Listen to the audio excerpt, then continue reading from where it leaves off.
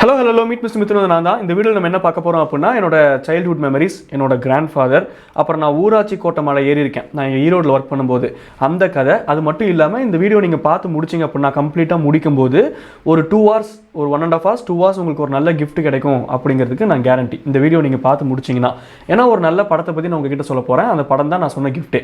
அந்த படத்தை பற்றி பேசுறதுக்கு முன்னாடி எப்படி நான் அந்த படம் பார்த்தேன், என்ன ஏது அப்படின்னு சொல்லிட்டு வழக்கம் போல் பாட்காஸ்ட்டில் என்னோட எக்ஸ்பீரியன்ஸை ஷேர் பண்ணுற மாதிரி நான் எல்லா எக்ஸ்பீரியன்ஸும் ஷேர் பண்ணுறேன். இந்த வீடியோ ஃபுல்லாக பாருங்களேன், உங்களுக்கு மேபி கண்டிப்பாக அந்த படம் வந்து உங்களுக்கு ரொம்ப யூஸ்ஃபுல்லாக இருக்கும். படத்தோட பேர் வந்து நான் கடைசியில் சொல்கிறேன். என் ஃப்ரெண்டு கால் பண்ணால் நான் ஒரு டேரக்டர் இன்டர்வியூ பண்ணேன்டா, உன்னோட சேனல் பற்றியும் சொன்னேன், உங்ககிட்டயும் இன்டர்வியூ கொடுக்க முடியுமான்னு கேட்டிருந்தேன். ஸோ அவர் கொடுக்குறேன் அப்படின்னு சொல்லியிருந்தாருன்னு சொல்லிட்டு நான் அந்த டேரக்டர் கிட்ட பேசினேன்.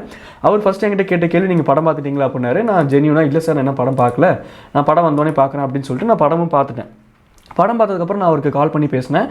டேரக்டர் வந்து ரொம்ப யதார்த்தமான ஒரு மனிதர். அதனால நான் வந்து பேசும்போதே என்ன பட்டுச்சோ அதை நான் ஃபுல்லாக சொல்லிட்டேன். நான் வந்து ஸ்டார்டிங் என்ன சொன்னேன், சார் படம் ரொம்ப நல்லா இருந்துச்சு சார், எனக்கு ரொம்ப பிடிச்சிருந்துச்சு சார் அப்படின்னு அவ்வளோதான் சொன்னேன். அவர் என்ன சொன்னார்னா, வேறு ஏதாச்சும் சொல்லணும்னு நினைக்கிறீங்களா, அவ்வளோதான் உங்களுக்கு பிடிச்சிருந்துச்சா, இல்லை உங்களுக்கு ஏதாச்சும் பிடிக்காது இருந்தால் சொன்னால் கூட நான் வந்து சேஞ்ச் பண்ணிப்பேன் அப்படின்னு சொன்னதுக்கப்புறம் தான் நான் வந்து பிரேக் டவுன் ஆனேன். சொன்னேன், சார் அப்படி இல்லை, நான் நிறைய சொன்னேன் அப்படின்னா அது ரொம்ப ஐஸ் வைக்கிற மாதிரி போகக்கூடாது, அதுக்காக நான் எதுவுமே சொல்லலை உங்ககிட்ட. பட் இப்போ நான் சொல்கிறேன், நான் என்ன நோட் பண்ணேன், எனக்கு படம் ஏன் இவ்வளோ பிடிச்சிருந்துச்சி, ஏன் கனெக்ட் ஆச்சு அப்படின்னு சொல்லிட்டு நான் என்னோட லைஃப்பில் நடந்த சில விஷயங்கள்லாம் கனெக்ட் பண்ணி படத்தில் இப்படி இருந்துச்சு சார். ரெண்டாவது, ஒரு அப்பாவை பற்றின ஒரு ஃப்ளாஷ்பேக் நீங்கள் சொல்லணும், அதை நீங்கள் கொண்டு வந்து கனெக்ட் பண்ண அந்த ஒரு பர்டிகுலர் விதம் ரொம்ப சூப்பராக இருந்துச்சு. ஒரு கோயிலில் அவங்க அப்பா கிட்ட அந்த ஒரு குட்டி பையன் எழுத்து பேசிக்கிட்டு இருக்கும்போது அந்த ஒரு சீனுக்கு அப்புறம் டக்குன்னு சாமியை திரும்பி கடவுளே அப்படின்னு சொல்லிட்டு பயந்துட்டு அந்த சாமியை பார்த்து வேண்டிட்டு ஓடுறதா இருக்கட்டும், இந்த மாதிரி குட்டி குட்டி விஷயங்கள் நிறைய டேரக்டர் கிட்ட சொல்லி, அந்த சார் கிட்ட சொல்லி, இதனால எனக்கு படம் பிடிச்சிருந்துச்சு சார், எனக்கு ரொம்ப பிடிச்சிருந்துச்சு அப்படின்னு சொன்னேன்.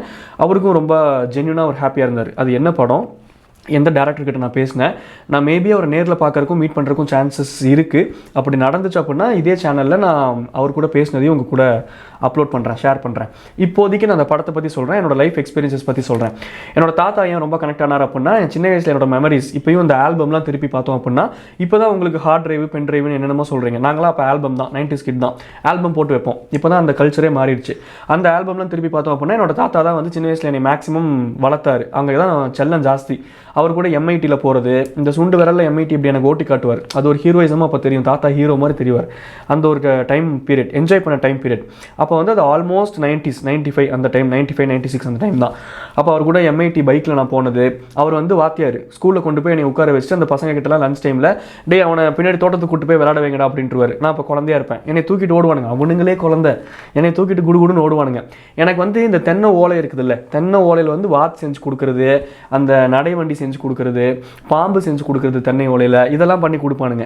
ஸோ இதெல்லாம் அந்த படத்து கூட எனக்கு பயங்கரமாக கனெக்ட் ஆச்சு. ஒரு 80s மெமரிஸ் எல்லாம் கொண்டு வந்தாங்க. Since I am associated almost with that 80s memories, 95 அப்படிங்கிறனால அதில் கொஞ்சம் ஒரு 20% நானும் அனுபவிச்சிருக்கேன். அதனால நான் பயங்கரமாக கனெக்ட் ஆகிட்டேன். அப்புறம் ஊராட்சி கோட்டை மலை, அந்த மலை வந்து நான் ஈரோடில் ஒர்க் பண்ணிட்டு இருக்கும்போது நாங்கள் ஒரு கேங்காக ஏறலான்னு சொல்லிட்டு நான், என்னோடய ஃப்ரெண்டு சதீஷ், சஞ்சு, ரஞ்சிதாக்கான்னு சொல்லிட்டு நாங்கள் 4 பேர் அந்த மலையெல்லாம் வந்து ஏறினோம். அதெல்லாம் நல்ல மெமரிஸ். அது சாதாரண, அது ஏறுறது ரொம்ப கஷ்டம். இத்தனைக்கும் நாங்கள் கீழே பைக்கை போட்டுட்டு நடந்தே மேலே ஏற ட்ரை பண்ணோம். 1/2 நாள் ஏறணும் அந்த மலையை. நான் வந்து என்னோடய ஃபஸ்ட்டு ட்ரெக்கிங் எக்ஸ்பீரியன்ஸே அதுதான் சொல்லலாம். ஏன்னா அப்போ தான் நான் எக்ஸ்போஸும் எக்ஸ்ப்ளோரும் பண்ண டைம். நான் வந்து எக்ஸ்போஸ்னால் ஆர்ஜேவாக இருந்து கொஞ்சம் மணியெல்லாம் எனக்கு எக்ஸ்போஸ் ஆன உடனே நான் வந்து கொஞ்சம் எக்ஸ்ப்ளோர் பண்ணுறக்கான அந்த அப்படி சொன்னேன், அந்த ஒரு எக்ஸ்போஸ்டர் கிடச்சிது, எக்ஸ்ப்ளோர் பண்ணினேன் அப்படின்னு சொல்ல வந்தேன். அப்போ தான் அந்த மலை ஏறுறேன். 1/2 நாள் ஏறிக்கிட்டே இருக்கும். ஆனால் மேலே போய் ஒரு கோயில் இருக்கும், அந்த கோயிலில் ஒரு வியூ இருக்கும். இந்த படத்தில் கூட கடைசியில் கிளைமேக்ஸில் அந்த திண்ணையில் தான் அந்த 4 பசங்க வந்து விளாண்டுட்டு இருப்பாங்க. அந்த வியூவிலேருந்து ஈரோடை பார்க்கும்போது, ஈரோடு என் கண்ணுக்கு அவ்வளோ அழகாக அதுக்கு முன்னாடி தெரிஞ்சதே கிடையாது. அவ்வளோ அழகாக இருக்கும் அந்த வியூ. அது ஒரு பிரமிக்கத்தக்க வியூ, ஊராட்சி கோட்டை மலை அப்படின்னு சொல்லிட்டு. ஸோ எனக்கு பர்சனலாக அந்த மலை நான் ஏறி இருக்கேன். அதனால் எனக்கு இன்னும் ரொம்ப கனெக்ட் ஆயிடுச்சு இந்த படம். இந்த படத்தோட ஒன்லைன் என்ன, இந்த படம் என்ன அப்படிங்கிறது எல்லாமே நான் சொல்கிறேன். இப்போது அந்த படத்துக்கு நம்ம வருவோம். சின்ன வயசில் எங்கள் அப்பா வந்து ரெடிமேட்லாம் நான் வரக்கு கொஞ்சம் வருஷம் ஆச்சு. சின்ன வயசில் எங்கள் அப்பா துணி எடுத்து தான் எனக்கு தைச்சி போடுவார். அந்த ட்ரௌசரும் அந்த தைச்சி போட்ட துணியும் போட்டுட்டு தான் நானும் என் தம்பியும் தெரிஞ்சுக்கிட்டு இருந்தோம் ரொம்ப நாளாக. அப்புறம் பசங்கள்லாம் ரெடிமேட் போடுறதெல்லாம் பார்த்து தான் எங்கள் அப்பா கிட்ட ரெடிமேட் வேணும்பான்னு கேட்டு அது மாறின தருணங்கள், அதெல்லாம் எனக்கு மெமரிஸ். இந்த மெமரிஸ் எல்லாம் இந்த படம் வந்து எனக்கு ரீஜென்ரேட் பண்ணிச்சு. ஸோ அது என்ன படம், அந்த படத்தோட ஒன்லைன் என்ன, ஏன் அந்த படம் இவ்வளோ எனக்கு வந்து இவ்வளோ கனெக்ட் ஆச்சு, இவ்வளோ பிடிச்சது அப்படிங்கிறத நான் ஜென்யூனாக சொல்கிறேன். நீங்கள் படத்தை பார்த்துட்டு உங்களோட கருத்தை சொல்லுங்கள். உங்களுக்கு கனெக்ட் ஆச்சா, படம் பிடிச்சிருந்துச்சா, என்ன ஏது அப்படிங்கிறத நீங்கள் கீழே கமெண்ட்ஸில் சொல்லுங்கள். இல்லை எனக்கு இன்ஸ்டாகிராமில் பர்சனலாக கூட சொல்லுங்கள்.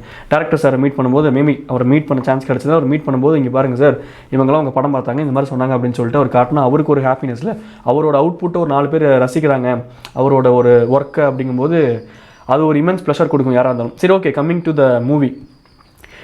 ஒரு 4 பசங்க அவங்களுக்கு வந்து லீவ் விடுறாங்க. அந்த லீவில் நடக்கக்கூடிய ஒரு குட்டி ட்ராமா. அந்த ட்ராமாக்குள்ளே அப்பா பையனோட ஒரு ரிலேஷன்ஷிப் அந்த காலத்தில் எப்படி இருந்துச்சு அப்படிங்கிறத ரொம்ப யதார்த்தமாக காட்டின, ரொம்ப அழகாக காட்டின, ரொம்ப க்ளோரிஃபைலாம் பண்ணாமல் யதார்த்தத்தை ஒன்றிய சினிமா அப்படின்னு சொல்லுவாங்கள்ல. சைக்கிள் அப்படிங்கிற பைசைக்கிள் சைக்கிள் அப்படிங்கிற ஒரு சிறுகதையை தழுவின ஒரு படம். ஆனால் அதுக்குள்ளே க்ரியேட்டிவாக வச்ச சீன்ஸாக இருக்கட்டும், யதார்த்தமான மியூசிக்காக இருக்கட்டும், அந்த யதார்த்தம் கொஞ்சம் கூட மிஸ் பண்ணாமல் அதை கொண்டு போன விதமாக இருக்கட்டும், அந்த ஈரோடு மண் வாசனையோடு அதை கொண்டு போனாங்க அப்படின்னு தான் சொல்லணும். சீரியஸாக எனக்கு வந்து இது வந்து எனக்கு காசு கொடுத்து எனக்கு ப்ரமோட்லாம் பண்ண சொல்லலை இந்த வீடியோவை. எனக்கு ஹார்ட்டில் பட்டது அப்படியே நான் பேசுகிறேன். உங்களுக்கும் படம் பார்த்துட்டு கனெக்ட் ஆகுதா, இந்த மாதிரிலாம் இருந்துச்சு அப்படின்னு நீங்கள் தாராளமாக சொல்லலாம்.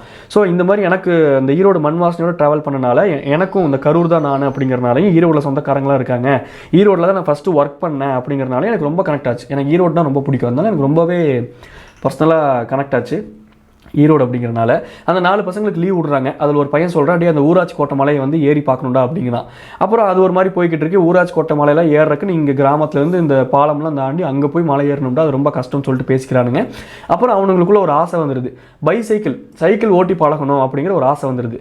ஸோ அதனால் சின்ன வயசுலேருந்து அந்த காலத்தில் எப்படி சைக்கிள் ஓட்டுவாங்க தெரியுமா? எனக்கு அதுலேயும் மெமரிஸ் இருக்குது. எங்கள் தாத்தா வந்து பொங்கலூரில் எங்கள் தாத்தா தங்கியிருந்தபோது குவார்ட்டர்ஸில் தங்கியிருந்தார். ஏன்னா எங்கள் தாத்தாக்கு வந்து கவர்மெண்ட் ஜாப், எங்கள் தாத்தாவும் கவர்மெண்ட் டீச்சர்.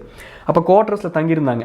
அந்த குவார்ட்டர்ஸ் தங்கியிருக்கும் போது எங்கள் தாத்தாவோட சைக்கிள் ஒன்று இருக்கும். அதை நான் ரொம்ப நாள் கழிச்சு எங்கள் தாத்தாவோட சைக்கிளில் தான் ஃபஸ்ட்டு நான் சைக்கிள் ஓட்டி பழகினேன். அதுவும் குரங்கு பெடல் போட்டு. எனக்கு ஒரே சந்தோஷம், நான் பழகிட்டேன், ஒரே நாளில் பழகிட்டேன்னு சொல்லிட்டு எங்கள் தாத்தா முன்னாடி சைக்கிளாக ஓட்டி காமிப்பேன். குரங்கு பெடல்லே அந்த சைடில் ஒரு கேப் இருக்கும், அதுக்குள்ளே காலை விட்டு ஓட்டுறது பேர் தான் குரங்கு பெடல். அதுதான் வந்து இந்த படத்தில் அப்படியே காமிச்சாங்க அப்படிங்கிறனால எனக்கு ரொம்ப கனெக்ட் ஆயிடுச்சு. எங்கள் தாத்தா பையன் அப்படிங்கிறத விட்டுட்டு, பேரன் அப்படிங்கிறத விட்டுட்டு அங்கே அப்பா பையன் அப்படின்ட்டு. அவங்க அப்பா சைக்கிளே ஓட்ட மாட்டார். இவனுக்கு சைக்கிள் ஓட்டணுங்கிற ஆசை இருக்கும். இவன் சைக்கிள் ஓட்டி பழகிருப்பான். அவங்க அப்பா வந்து இப்போ ஒரு கட்டத்தில் டென்ஷன் ஆகிற மாதிரி ஒரு சுச்சுவேஷன் வந்துடும். இந்த சைக்கிள் வாடகை சைக்கிள் எடுத்துருப்பான், திருப்பி கொடுத்துருக்க மாட்டான். அவங்க அப்பாவை அவன் ஃபேஸ் பண்ணுறதா இருக்கட்டும், அந்த கோயிலில் வந்து அப்பாவை எதிர்த்து பேசுகிறதா இருக்கட்டும், அதை கொஞ்சம் கூட க்ளோரிஃபை பண்ணாமல் ஒரு யதார்த்தமாக ஒரு அப்பா கிட்ட எப்படி பேசியிருப்பாங்க அந்த காலத்தில். டக்குன்னு அவங்க அப்பா எதுவுமே சொல்லாமல் அமைதியாக போனோடனே, கடவுளே தேங்க்ஸ் ஃபார் சேவிங் மீ அப்படிங்கிற மாதிரி கடவுளே அப்படின்னு நான் குடு அந்த பையன் ஓடுறதா இருக்கட்டும்.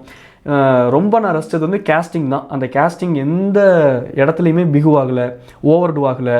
ஸ்கூலில் இருக்கிற அதே டீச்சர் வந்து சைக்கிள் ஓட்ட கற்றுக் கொடுப்பார், ஒருத்தனுக்கு தைரியம் கொடுப்பாரு. அப்பா அவர் எப்படி பிஹேவ் பண்ணுறாரு, பர்சனலாக ஏன் இவ்வளோ கைண்டாக இருக்காரு, ஸ்கூலில் ஏன் இவ்வளோ டென்ஷனாக இருக்காரு, இதெல்லாம் அந்த காலத்துக்கு கூட அவ்வளோ ரிலேட்டபுளாக இருந்துச்சு. அப்புறம் அந்த சைக்கிள் ஓட்டிகிட்டு இருப்பானுங்க 4 பசங்க. ஒருத்தன் போய் சும்மா உட்காந்துருப்பான், அவன் காசு பங்கு போடல அப்படின்ட்டு. அந்த சும்மா உட்காந்துருக்க டைமில் பண ஓலையில் வாட்ச் செஞ்சு கட்டுறது, இந்த மாதிரி அந்த 80s மெமரிஸை இந்த மயில் இறகால வச்சு வருடுனாங்கன்னா எப்படி இருக்கும், அந்த மாதிரி வருடி கொண்டு போன ஒரு படம் எனக்கு ரொம்ப கனெக்ட் ஆச்சு, ரொம்ப பிடிச்சிருந்துச்சு. யதார்த்தமான ஒரு தமிழ் சினிமா. இந்த மலையாள படங்கள் யதார்த்தமாக வந்தால் தூக்கி வச்சு கொண்டாடுறோம்ல, இப்படி ஒரு படம் வந்ததே இல்லை. ஹோம்னு ஒரு படம் வந்துச்சு, அந்த படத்தை பார்த்து நான் ரொம்ப பிரமிச்சேன். ஏன்னா யதார்த்தமாக இருந்துச்சு. மலையாள சினிமா இவ்வளோ அழகாக யதார்த்தமான சினிமா மேக் பண்ணுறாங்களே அப்படின்ட்டு. அதுக்கப்புறம் தமிழ்லேயும் நிறைய யதார்த்தமான சினிமாக்கள்லாம் வருது. ஆனால் தமிழில் வந்துச்சுன்னா நம்ம கொண்டாட மாட்டேங்கிறோம். தமிழ்னாலே இப்படி தான் நம்மளே ஒரு மைண்டில் பேட்டர்ன் ஃபிக்ஸ் பண்ணிக்கிறோம். ஒரு ஓப்பனிங் சாங்கு, ஒரு ஆன்டகனிஸ்ட்டு, அந்த ஆன்டகனிஸ்ட் எதுக்கிற ஒரு ப்ரோட்டகனிஸ்ட்டு, அவன் கடைசியில் ஜெயிப்பான், இவன் கடைசியில் ஜெயிப்பான், ஒரு ட்விஸ்ட்டோடு முடிச்சாதான் தமிழ் சினிமா பிரம்மாண்டமாக பார்த்து பழகிட்டோம். இந்த மாதிரி யதார்த்தமான சினிமாக்களை கொண்டாட வேண்டியது நம்ம கடமை. அதனால தான் இந்த வீடியோவை தவிர்த்து இது ப்ரொமோஷனல் வீடியோலாம் கிடையாது. படத்தோட பேர் குரங்கு பெடல். நீங்கள் வந்து அமேசான் ப்ரைம்லேயும் இருக்குது பார்க்கலாம், ஆஹாலையும் இருக்குது பார்க்கலாம். ஸோ மஸ்ட் வாட்ச் அந்த மூவி. நீங்கள் வந்து பாருங்கள், ஒரு சாட்டர்டே சண்டேலாம் பார்க்குறீங்க அப்படின்னா உங்களுக்கு ஒரு 2 hours ப்ளசண்ட்டாக உங்கள் ஒய்ஃப் கூட, இல்லை உங்கள் ஃபேமிலி கூட, இல்லை நீங்களே தனியாக உட்காந்து கூட ஒரு பாப்கார்ன் செஞ்சுட்டு சாப்பிட்டுக்கிட்டே பார்க்குறீங்க அப்படின்னா ஒர்த் வாட்சிங் மூவி. நல்ல ஒரு ஃபீல் குட் மூவி. அந்த கிளைமேக்ஸ்லாம் வந்து எனக்கு ரொம்ப சாட்டிஸ்ஃபைங்காக இருந்துச்சு. அவங்க அப்பாவை பற்றின ஒரு ஃப்ளாஷ்பேக் சொல்லணும். அது யதார்த்தமாக ஒரு தாத்தாவோ பாட்டியோ வந்து உட்காந்து ஃப்ளாஷ்பேக் சொல்கிறதுக்கு பதிலாக கிராமத்தை ஒன்றிய ஒரு நிகழ்வில் அந்த நிகழ்வுக்குள்ளே ஃப்ளாஷ்பேக் வச்சுருப்பாங்க. அந்த நிகழ்வு மூலமாகவே ஃப்ளாஷ்பேக் கன்வே ஆகிற மாதிரி வச்சுருப்பாங்க. அது நான் ரொம்ப பிரமித்தேன். அது ரொம்ப அழகான ஒரு சீன். அதோட தாட் ப்ராசஸே ரொம்ப நல்லா இருந்துச்சு, க்ரியேட்டிவாக இருந்துச்சு. அதனால் எனக்கு இந்த படம் ரொம்ப ரொம்ப பிடிச்சிருந்துச்சு. குரங்கு பெடல் அமேசானில் இருக்குது, ஆஹாவில் இருக்குது. நீங்களும் பார்த்துட்டு உங்களுக்கு என்ன தோணுது அப்படிங்கிறத நீங்கள் கமெண்ட்ஸில் சொல்லலாம். இன்ஸ்டாகிராமில் வந்து எனக்கு மெசேஜ் பண்ணுங்கள். டாடா பை சொல்லிட்டு கிளம்பும்போது உங்கள் வீட் மிஸ் மித்தும் டாடா பை டாடா பாய்.